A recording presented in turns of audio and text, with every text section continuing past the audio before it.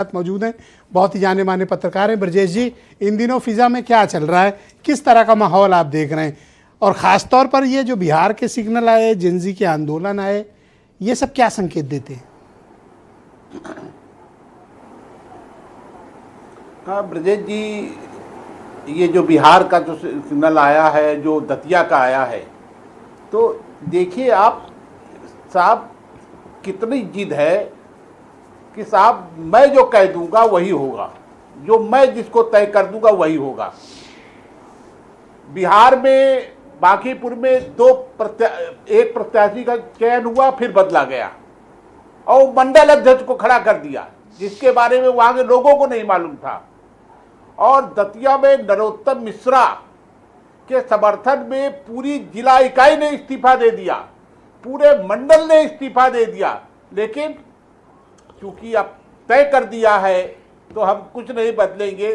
ठीक यही मामला मैंने, आपको याद होगा, जब लोकसभा चुनाव होने वाले थे तो यहाँ पर लोगों ने तय किया था कि इन लोगों के टिकट काट दिए जाएं, और ये बिल्कुल फाइनल हो गया था। सारे पदाधिकारियों ने रिपोर्ट दी थी, सर्वे रिपोर्ट आई थी जी। लेकिन जब वो दिल्ली गई संसदीय बोर्ड में तो ये तय हुआ कि नहीं, हम तो हमारे नाम से वो सब जीतेंगे, हम लोगों के उससे आप बिल्कुल कोई नाम नहीं कटेगा, और सारे नाम रिपीट कर दिए गए। तो जहां पर इस तरह के निर्णय होंगे, अब उसके बाद इन्होंने क्या किया, जब ये हार गए 2024 का चुनाव, 240 सीटें आई, उसके बाद इन्होंने फिर कड़ाई शुरू की थी प्रत्याशी चयन में। परिणाम ये हुआ, लगातार विधानसभा चुनाव जीतते रहे, लेकिन बंगाल का जीते, इन्होंने सोचा फिर मेरी ये मैं जिसको खड़ा कर दूंगा उसको। परिणाम आप देख रहे हैं क्या हुआ।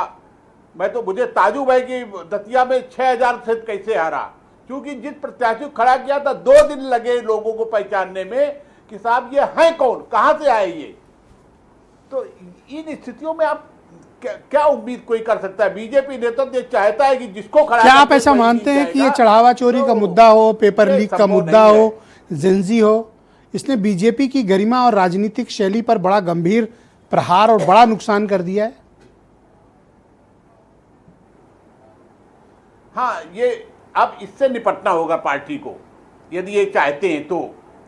कारण क्या है कि वास्तव में एक मुद्दा ये कर रहे हैं, ये लोगों तक जा रहे हैं, बता रहे हैं अपनी शैली से, उसमें बाकायदे नोट तैयार किए गए हैं, कार्यकर्ताओं को उतारा गया है, गांव-गांव भेज रहे हैं। लेकिन ये चुनौती बड़ी है जो मुद्दे अभी आए हैं जी। जैसे अयोध्या वाला मुद्दा, अयोध्या वाले मुद्दे पर भी इनके सामने चुनौती है। और जो ये कांग्रेस पार्टी का जो आंदोलन हुआ, उससे भी तमाम वो हुए, ये तो कहो जी। धन्यवाद ब्रजेश जी, कृपया सर हमारे साथ बने रहिएगा। इस परिचर्चा को हम दूसरे चरण